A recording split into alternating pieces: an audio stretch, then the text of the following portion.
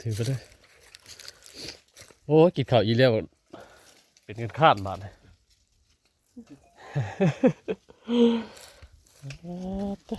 มาวิวกินข้าวอยู่นี่กินเปลี่ยนหม่องกินบาดเลยข้าวแกงปลากินอิ่มแล้ววันคันคาดบาดเลยเอ้าไหนแหละต่อไปรอวังนี่ปีงลายอยู่น้อยยังบริมาลงจากถือเขาได้ปีนี่ครั้งแรกอันนี้นะมาลงเบิ่งตายกับญาติแล้วเขาคือว่าขึ้นเหนียวกี่ชื่อ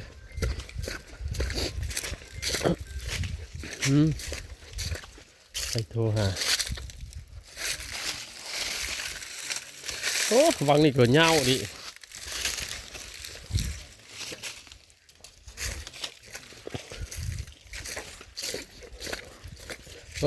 เขาจะใช้กลางของแล้วนี่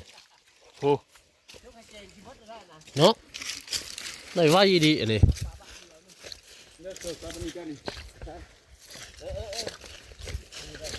ได้ไว้ดีกลางของเลยพูดว่า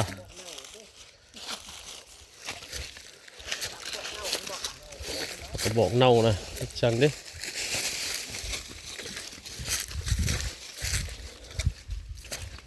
โอ้สีแล้วกินเลยสิฮาลี่นอนแล้วอ่ะกินข้าวอยู่แล้วสิฮาลี่นอนแล้วอ่ะลี่นอนแล้วนอนดูดิชายผู้อุ่นสุดๆนะพี่เนาะมานอนถ่าแทบพี่เห็ดนะบ่ตายกินอีบ่แห้งเลย